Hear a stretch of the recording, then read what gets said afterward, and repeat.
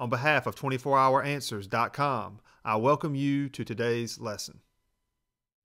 In this video, we're going to look at the first derivative test, and the first derivative test states that if a function's derivative changes from a positive, which implies we have an increase in function, it changes to a negative, that's the derivative, which means we're changing from an increase in function to a decrease in function, we will have some type of maximum there. It may be a relative or local maximum, or it could be possible that we have an absolute maximum at that point.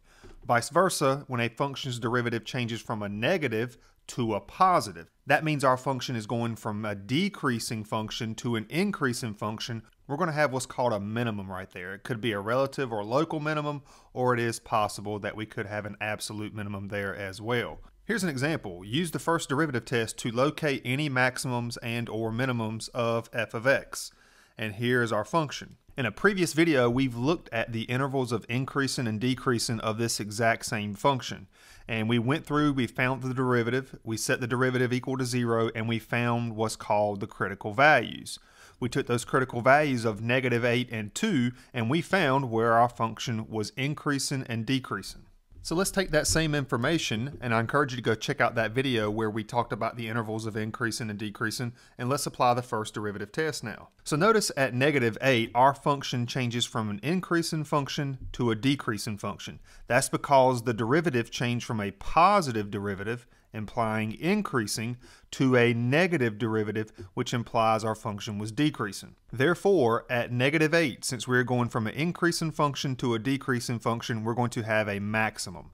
And it's going to turn out that this is a local max. This is not an absolute maximum. We'll address that more in a second. Now, let's look at this next critical value of 2. Notice our function goes from decreasing to increasing, or that's the same thing as saying the derivative is changing from a negative derivative to a positive derivative. When this happens, we have a minimum.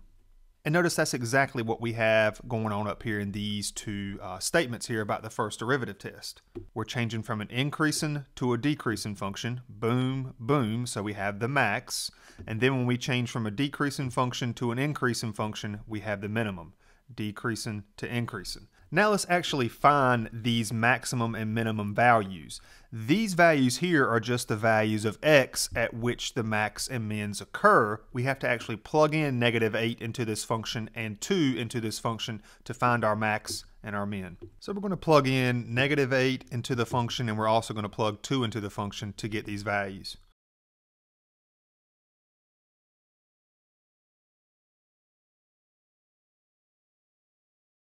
So therefore, our maximum value, that local max at -8, its maximum value is 149.3 repeated, and then our local minimum at 2, the actual minimum value there is -17.3 repeated. Now you can verify this on a graphing calculator as well, or we can look at the graph over in Desmos. So here's that same function, and if I just come up here and tap, at -8 we have that maximum of 149.3 repeated, and at our minimum we have a local minimum at 2, and that local minimum value is -17.3 repeated.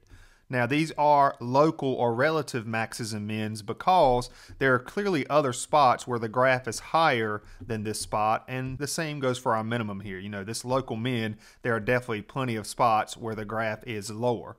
That's why we call these relative maximums and relative minimums, or often referred to as local maxes and local mins. And there you have it, the first derivative test, applying this to a cubic function. And again, if you have not checked it out, make sure you watch the intervals of increasing and decreasing. You need to know how to do this stuff before you progress towards the first derivative test. And that's it for this video. I hope it helped. Be sure to check out our YouTube channel for more videos. Links to our social media are in the description below.